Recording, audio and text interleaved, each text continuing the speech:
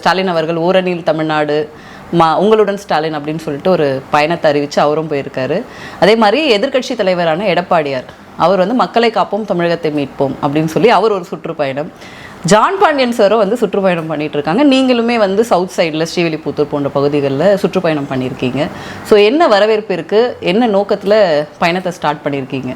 ரொம்ப விறுவிறுப்பான ஒரு போக்கை தான் நாங்கள் பார்க்குறோம். போன கிராமத்தில் எல்லாருமே மக்கள் அவ்வளோ வரவேற்றாங்க. ஆர்த்தி எடுக்கிறதுலேருந்து அந்த சொந்த பாசம்னு சொல்லுவாங்கள்ல அந்த மாதிரி இருந்துச்சு.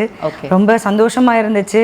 அதே மாதிரி போன இடத்துல வந்து இப்போ குழந்தைக்கு பேர்லாம் வச்சு அந்த மாதிரி ஒரு ஒரு மக்கள் ரிசீவ் பண்ணி ரொம்ப ஒரு உற்றார் உறவினர் வீட்டுக்கு போன மாதிரி தான் இருந்துச்சு. அந்த எந்த பாகுபாடும் இல்லாமல் ரொம்ப தொடர்ந்து சவுத் சைடில் எல்லா ஊருக்குமே போயிட்டு இருக்காங்க. ஆமாம் ஆமாம்.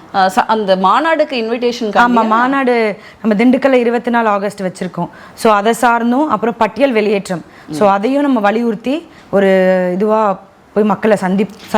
இந்த மாநாடு வந்து எவ்ரி இயர் பண்றதா இல்லை இந்த வருஷம் ஸ்பெஷல்? இல்லை, இந்த வருஷம் வந்து எங்களுக்கு 25ஆம் ஆண்டு வெள்ளி விழா. எங்கள் கட்சி ஆரம்பித்து 25 இயர்ஸ் ஆயிடுச்சு. ஸோ அதையும் சேர்ந்து சமூக சமத்துவ மாநாடு அப்படின்னு நம்ம வெறும் சவுத் சைடில் இருக்கவங்கள தான் நம்ம இன்வைட் பண்ணுறோம்.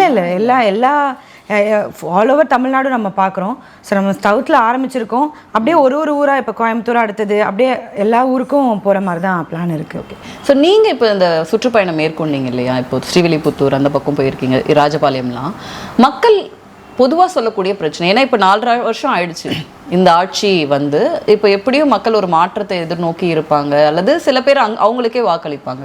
நீங்கள் போன இடங்களில் வந்து மக்களுடைய குறைகளாக என்னென்னா நிறைய சொன்னாங்க. இதெல்லாம் வந்து காமனாகவே இஷ்யூவாக இருக்குங்க, நான் போகிற இடத்துலலாம் இதெல்லாம் பார்க்குறோம் அப்படின்னு. மெயினாக வந்து டாஸ்மாக்.